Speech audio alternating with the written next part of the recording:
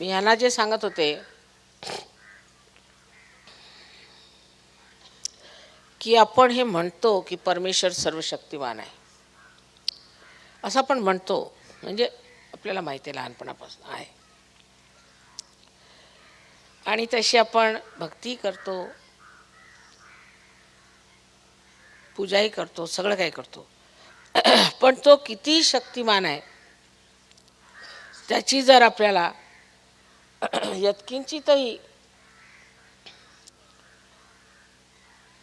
यत्किंचितही जर कल्पना आली तर आपल्याला कधीही कशाही गोष्टीचं भय वाटणार नाही. हे सारं विश्व तो एका बोटावर फिरवतोय. अशा सर्वशक्तिमान परमेश्वराच्या साम्राज्यात आता आपण उतरल्यावर कोण आपल्याला त्रास देऊ शकणार आहे?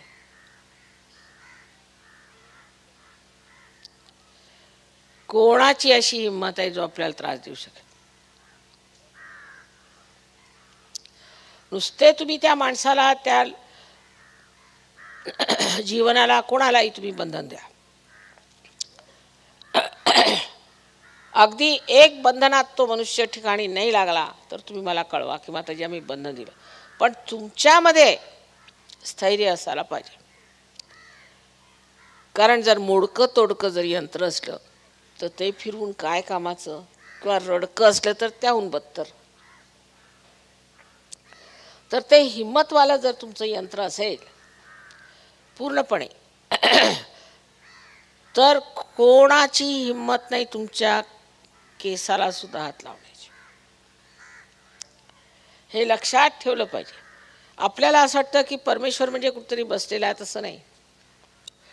सहयोगामध्ये आता तो कृतयुगात उतरलेला आहे. कृतयुग म्हणजे ब्रह्मचैतन्य हे कार्यान्वित झालं आहे, म्हणूनच आम्ही हे कार्य एवढ्याचे सहज करू शकतो. काल आपण पाहिलं की 5 मिनिटात सगळे लोक पार झाले ज्यांनी कधी माझं नाव सुद्धा ऐकलं नव्हतं. हे कसं झालं? मिरवणुकीत सहजच सगळे लोक आले, कुठेतरी आपले बसले आणि सगळेच्या सगळे पार झाले. हे कसं शक्य आहे? पण पार झाल्यावरती त्याच्यात घनात उतरण्याची आपली क्षमता असायला पाहिजे. तसेच आपल्या देशामध्ये अत्यंत कुसंस्काराने आपण गांजून गेलोय. धर्माच्या बाबतीत, गुरूंच्या बाबतीत इकडे तिकडे फार त्रास झालेला. तेव्हा आपलं यंत्र दुरुस्त करण्यासाठी सर्वप्रथम आपण या सर्व गोष्टींकडे नजर केली पाहिजे. आणि जसं ज्ञानेश्वरांनी म्हटलं, निरंजन पाहणे म्हणजे बघायचं, फक्त साक्षी स्वरूप होऊन हे सगळं बघायचं. असं का? हेही तुम्ही केलंय, तेही तुम्ही केलंय का? मग तुमच्या लक्षात येईल की हा नसता बागुलबुवापळ्या आपण डोक्यात ठेवलेला आहे. तुम्ही करून बघा. तुमची काही इच्छाच आहे ना, एकदा तुम्ही जर म्हटलं तर ते पूर्ण होणार. एक गृहस्थ शुक्ला म्हणून मद्रासला माझ्याजवळ आले. वर्षभरच, जास्त नाही. आणि मग ते मुंबईला आले. मोठ्या पदावर आहे ते. त्यांना अशी तार आली की त्यांची आई फार आजारी आहे, कॅन्सरने मरणार आहे. तर ते लगेच आपल्या आईकडे रोहतकला गेले. डॉक्टरने सांगितलं 3 दिवसात ही बाई मरणार, हिचं गॅलपिंग कॅन्सर झालेलं आहे. आता काय करायचं? हॉस्पिटलमध्ये काय करता येते? तर घरी येऊन म्हणे, माताजी फक्त तुमच्या फोटोसमोर बसून मी प्रार्थना केली, माताजी माझ्या आईला बरं करा.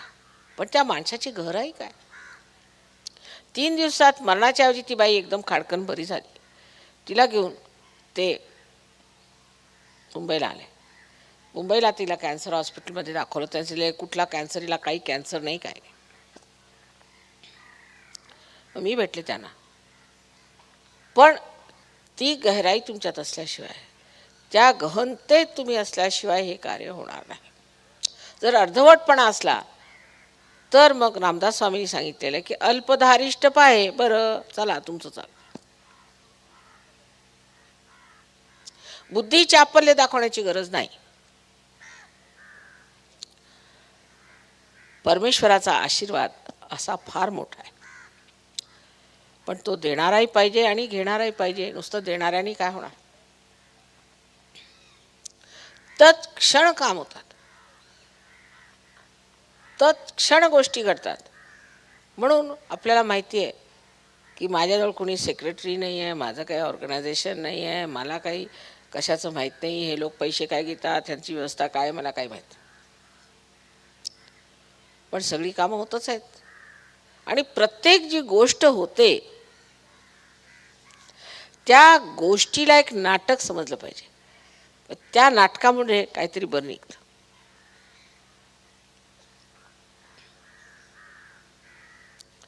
त्याच्यात काही ना काहीतरी फळ मिळणार आहे. काही ना काही कारणाने ते का होत आहे हे तुम्हाला नंतर लक्षात येईल.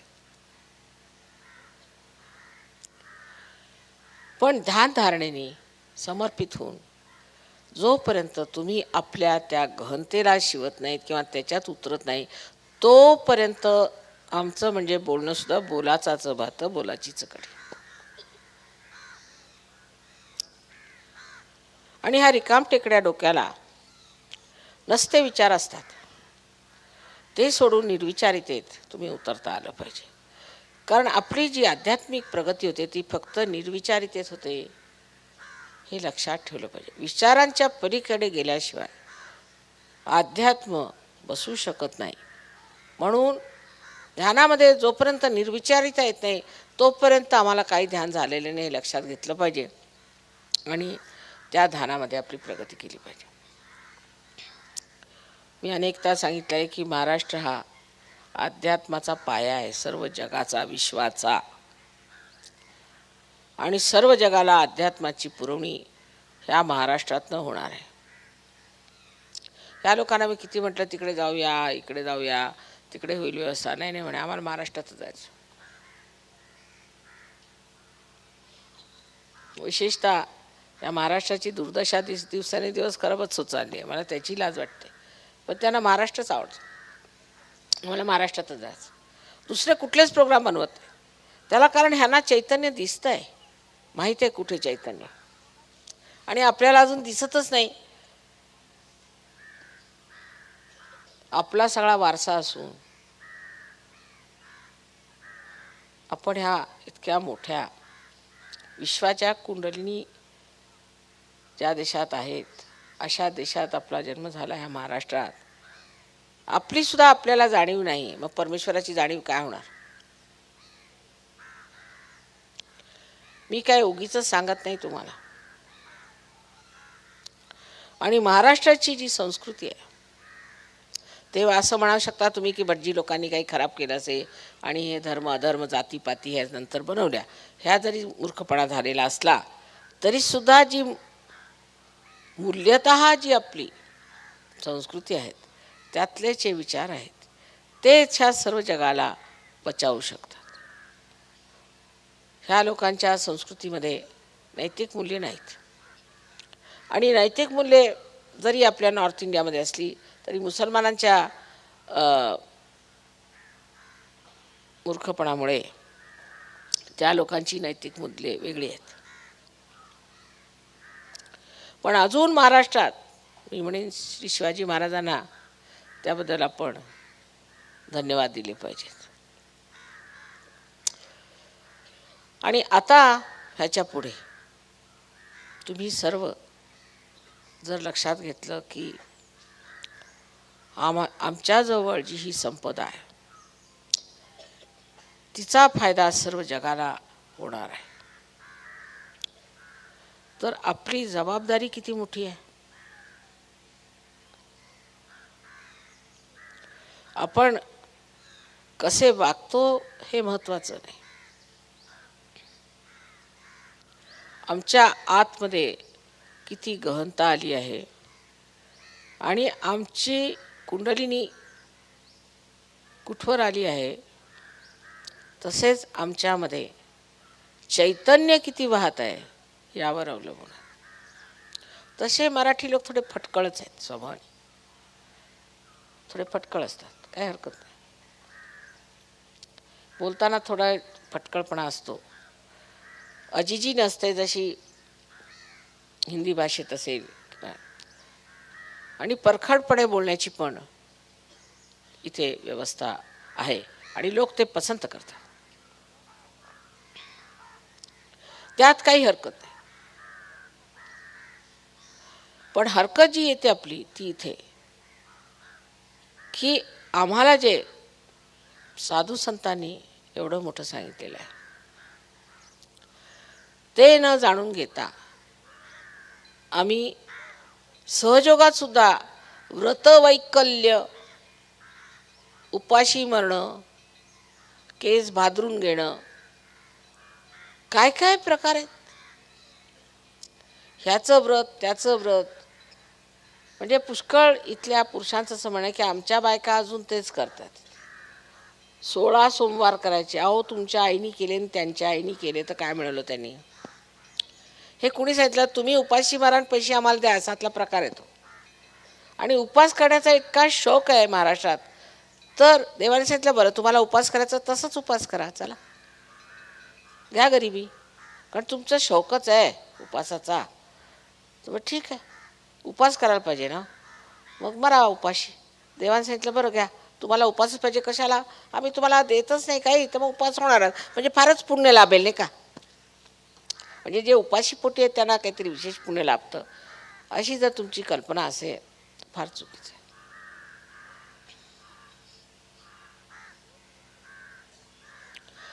जोपर्यंत मनुष्याचं लक्ष्मी तत्व जागृत होत नाही पूर्णपणे किंवा तृप्त होत आहे, तोपर्यंत महालक्ष्मी तत्व जागृत होत नाही. ते म्हणजे काय? की ज्यांनी माणसाला असं वाटतं की पुढे काय ते बघितलं पाहिजे. आणि लक्ष्मी तत्वातला एक भाग आहे पोटभर जेवणे, उपाशी मरणे नाही. हे जे आपल्याला उपासमारीचे डोहाळे लागले आहेत ते कृपा करून तुम्हा बायकांनी तरी विशेष करून संपवलं पाहिजे. बरं, जर एखाद्या मुलगा आपल्या आईवर रुसला, तो जेवत नाही, आईला जर त्रास द्यायचा असला तर उपाशी मारायचं, तेव्हा तुम्ही सहयोगात कसे येणार? त्यात वाढणार कसे? परत पुरुषांचं असं आहे की आम्हाला तंबाखूची सवय आहे. आता काय करता माताजी, आम्हाला तंबाखूची सवय. तंबाखूशिवाय पुरुषांचं चालूच शकत नाही. तोंडाला किती घाण आली, दात पडले, तुम्हाला कॅन्सर जरी झाला तरी ती तंबाखू काही सुटणार आहे. मरेस्तवर तो म्हणेल थोडंसं माझ्या मेल्यावर माझ्या ओंजळीत थोडी ठेवूनच द्या, नाहीतर कुठे थोडीशी जाग बिग आली तर तेवढा त्रास व्हायचा मला तंबाखूशिवाय. आणि राक्षसी नाही, पण ती सोडायची कशी? हे लोक जेव्हा एवढे घाणेरड्या व्यसनातून सुटले ते तुम्ही का सोडू शकत नाही? इतर बाबतीत मात्र फार जबरदस्त होतो आपण. जात म्हटली की वा, तलवार घेऊन उभे. पण बायकांवर ओरडायचं असलं तर वा, दुरूनच कळतं काय आहे, कोणतरी बोलतोय मराठा तिकडे. पण जेव्हा तंबाखूची गोष्ट असली, मग कलेक्टर साहेब असला तरी तो आपल्या चपराशाच्या वेळेत थोडी तंबाखू असली तर द्या इकडे. त्यालाही काही आपली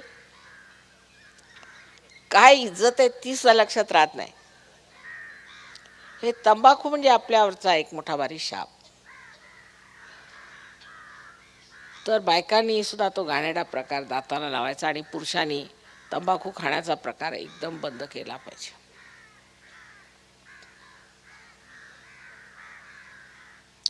कमीत कमी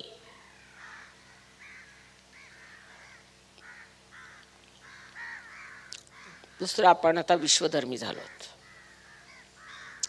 आपल्याला जात पात काही नाही. जात म्हणजे जे देवीनी म्हटलेलं आहे की या देवी सर्वभूतेषु जाती रूपेण संस्थिता. सगळ्यांच्या मध्ये जी त्यांची एक प्रवृत्ती आहे, ॲप्टिट्यूड आहे, ती जात. नाही तर आता ब्राह्मण जाऊन राज्य करतील आणि मराठी जाऊन भांडी घासतील, अशातली स्थिती आलेली आहे. कारण त्यांना त्यांची जी जाती आहे ती ओळखता येते. म्हणजे जे ब्राह्मण राज्य करतात ते खरं क्षत्रिय आहेत, पण स्वतःला ब्राह्मण म्हणतात.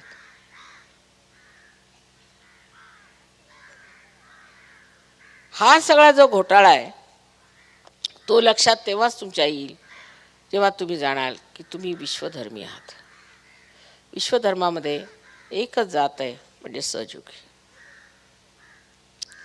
सहयोगाने सहयोगातच लग्न करायचं. पण अजूनही महाराष्ट्रात पुष्कळशे लोक असे आहेत की ते सहयोगात लग्न करत नाही, बाहेर लग्न करतात. मग झाल्यावर माताजी फार त्रास देतात. हो कशाचा? हुंड्याचा. मग कशाला केलं तुम्ही तिकडे लग्न? आम्ही सांगितलं होतं का? मग आणखीन कशाचा? मारतात म्हणे. असं का? आणि मारून त्यांना पाठवलं घरी मुलींना, तरी परत लग्न करायच्या वेळेला ते सुद्धा जातीतच झालं पाहिजे. तुम्ही विश्वधर्मी झालात आणि विश्वधर्मामध्ये न्याय आहे, अन्याय नाही. कोणीही कोणावरती अन्याय करायचा नाही, हा विश्वधर्म आहे. सगळ्यांच्यावरती प्रेम झालं पाहिजे. स्त्रीला वैधव्य आलं तर ती एवढी दुःखी होते, आणि पुरुषाला मात्र 13वा दिवस कधी असं येतो असं वाटतं, आणि 14व्या दिवशी त्यांचं निमंत्रण ठरलेलं लग्नाचं. त्यांना वैधव्य येत नाही. हे सगळं केलंय कुणी? काय परमेश्वराने असं केलं असेल?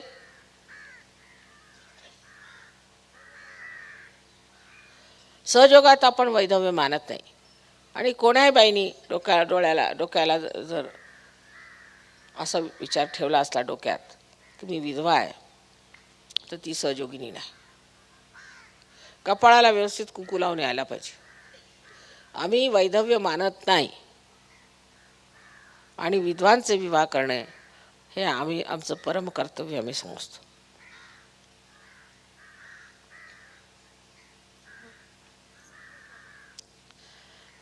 नंतर झाली अंधश्रद्धा. आपल्याच धर्मात अंधश्रद्धा असेल, ख्रिश्चन लोकांमध्ये भयंकर अंधश्रद्धा आहे. आणखी मुसलमानात तर काय विचारायलाच नको. धर्मांधताचे अगदी अवतार आहेत, पण ते समोर दिसतात. हे ख्रिश्चन लोक दिसणार नाहीत, हे गुप्तपणाने आहेत. फारच गुप्तपणाने हे लोक धर्मांध आहेत, ते आपल्याला दिसत नाही. आणि आपण जे आपल्याला भारतीय म्हणतो, ह्यांची जी काही धर्मांधता ती पराकोटीची आहे, त्याला काहीही उत्तरच नाही माझ्याजवळ. पण सगळ्यात जास्त आपण जर दक्षिणेत गेलो तर दिसेल की काय प्रकार चाललेले आहेत तिथे देवाच्या नावावर. अरे काय हे करता तुम्ही देवाच्या नावावर? कशाला हे ढोंग करता? बाईचे केस कापायचे, तिला म्हणायचं तू लोळण घे संबंध देवळात, आणि त्याच्यावर पाणी ओतत चालायचं. भगवत नाही मला. काय काय प्रकार देवाच्या नावावर आपण केलेले आहेत. देवदासी घ्यायच्या, तरुण मुलीला आणून ठेवायचं, लग्न करू द्यायचं नाही, त्यांना वापरायचं. अजून सर्रास चालू आहेत हे प्रकार देवाच्या नावावर, गुरूंच्या नावावर. ज्या माणसाला इतकी विषय भावना आहे किंवा इतकी पैशाची हाव आहे, तो मनुष्य कसा तुमचा गुरु होऊ शकतो?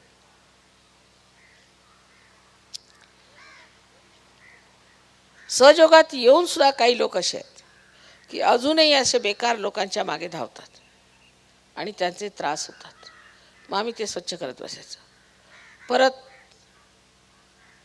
गडबड झाली म्हणजे परत स्वच्छ. म्हणजे आता जन्मभराला आम्हाला हे धंदे लागलेले आहेत.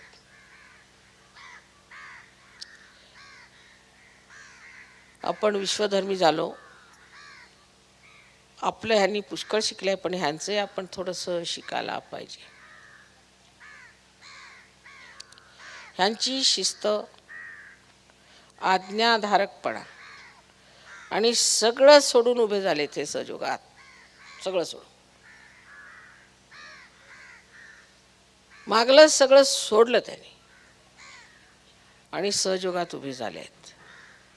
इतकंच नव्हे, पण सहयोगाच्या साठी जे काही आवश्यक असेल ते वाचन. इथे असे लोक आहेत ज्यांनी कुराणावरती बायबलवर भाष्य लिहिलं सहयोग धरून. त्यांची मला इतकी मदत आहे, जसे काय माझेच हात आहेत, माझेच डोळे आहेत, अगदी माझं झालं सगळं काही त्यांचं. काय म्हटलं की हजर, हे कसं करायचं ते हजर, ते म्हटलं तर ते हजर. कमालीचे लोक आहेत. बरं, ह्यांना गणपतीचा गही माहीत नाही, तर हे कुणीतरी फार मोठे लोक त्या देशात जन्माला आले की काय, किंवा ह्यांना हे कार्य असेल की त्या देशांचा उद्धार करायचा म्हणून हे त्या देशात जन्माला आले की काय, किंवा आपल्या देशातलेच काही महानुभाव तिकडे जन्माला आले की काय, अशी मला शंका होती. कधी फार विद्वान आहेत, फार शिकलेले आहेत, फार मोठ्या ह्याच्यात राहतात, त्यांची तुम्ही घरं जाऊन बघा, मोटारी आहेत, सगळं काय ऐश्वराम इथे वाटेल तिथे झोपायला तयार.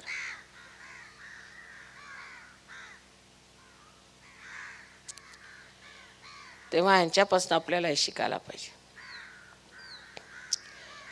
त्यांनी आपल्यापासून पुष्कळ शिकलेलं आहे, ते दिसतंच आहे समोर, पण आपण त्यांच्यापासून काय शिकलो ते लक्षात घेतलं पाहिजे. आता बघा, तुम्हाला गरमी होत होती तर थंडावा आला, सगळी व्यवस्था आहे, फक्त हे जाणलं पाहिजे की आज कृतयुग सुरू झालेला आहे आणि आपण सहयोगी आहोत. विशेष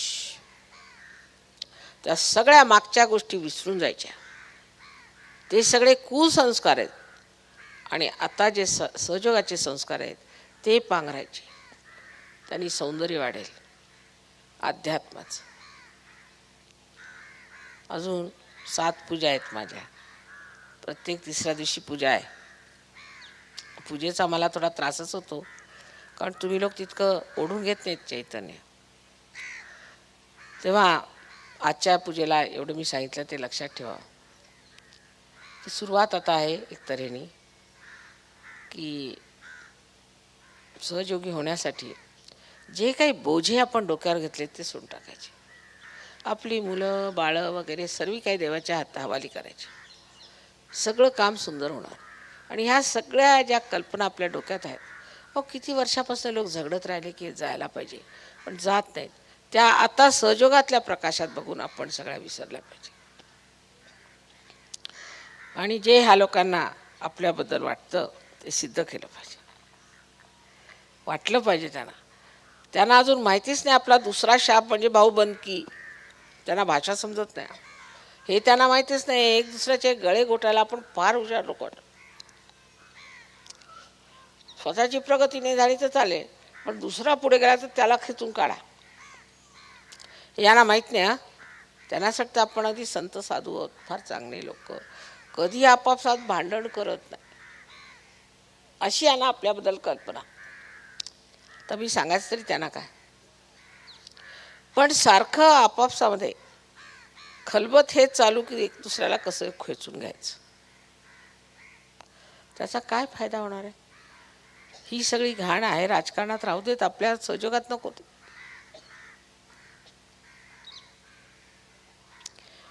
नेहमी मी भाऊबंदकीबद्दल बोलत असते, पण पुष्कळदा ही गोष्ट डोक्यावरून जाते. लोकांना समजतच नाही की आम्ही सहयोगाच्या शक्त्याच मिळू शकत नाही जर आम्ही भाऊबंदकी केली तर. हे मी निक्षून सांगते. नेहमी जेव्हा तुम्ही दुसऱ्याचा विचार करता, तुम्ही असा विचार केला होता की मी त्याच्या जागी असतं तर काय केलं असतं. मी असा नेहमी विचार करते. मी असं जर म्हटलं की आम्ही कशाला मारायचं या लोकांसाठी, आम्हाला काय सहयोगाची गरज आहे का, नाही. मी असा विचार करते की ह्या लोकांची काय गरज आहे, ह्यांना काय पाहिजे, ह्यांना काय द्यायचं आहे, मला काय पाहिजे तो कधी डोक्यात विचारच येत नाही मला. म्हणजे माझं डोकंच वेगळं आहे. मला वाटतं की मला हे पाहिजे की ते. आजपर्यंत मी कधी माझ्या यजमानांना सुद्धा म्हटलं नाही की मला एक वस्तू आणून द्या म्हणून. ते सुद्धा अगदी म्हणतात की तुझ्यासारखी बायको मी पाहिली नाही. पण मला काही नकोच, तुम्हाला काय पाहिजे ते मी विचारत करते. तुम्ही या परिस्थितीत कसं वागाल हे मला समजतं, आणि म्हणूनच माझं तुमच्यावर प्रेम आहे. की ह्या परिस्थितीत आणखीन काय करणार बरं, तो मानवच आहे. तसंच तुम्ही सुद्धा विचार ठेवला पाहिजे एक दुसऱ्यांबद्दल आणि प्रेम वाढवलं पाहिजे. आपापसात प्रेम वाढवलं पाहिजे. तर ह्या मंडळींना बघा किती देशातले वेगळे वेगळे आलेत आणि तुमच्यावर त्यांचं किती निस्सीम प्रेम आहे. काल सगळ्या त्या खेड्यातल्या लोकांना कसे ते उंगळ कपडे घातलेले ते काही होतं गळ्यात गळे घालून मिठ्या मारत बसले होते. त्यांना म्हटले तुम्ही जा तरी तिथेच ते मिठ्या मारून बसले सगळ्यांना. ह्यांना एवढं प्रेमाचं भरतं आहे त्यांना आपल्याला आपसातच येणार नाही तर कसं होणार. मुलांना सुद्धा शिक्षा द्यायची. एक दुसऱ्यांच्यावर शेअरिंग झालं पाहिजे. दुसऱ्यांना आपलं प्रेम दिलं पाहिजे. मुलांच्यापासनं ही भावबंदगी सहजोगाने संपलीच पाहिजे महाराष्ट्रात. आपण सर्व एक आहोत आणि एका आईचीच आपण संतान आहोत. आणि आईला ह्याच्या पलीकडे आणखीन काय पाहिजे की माझी मुलं सगळी सौख्याने आनंदात नांदत आहेत एका दुसऱ्यांच्या. दुसरं काहीही नको. तर आपल्या सर्वांना माझा अनंत आशीर्वाद.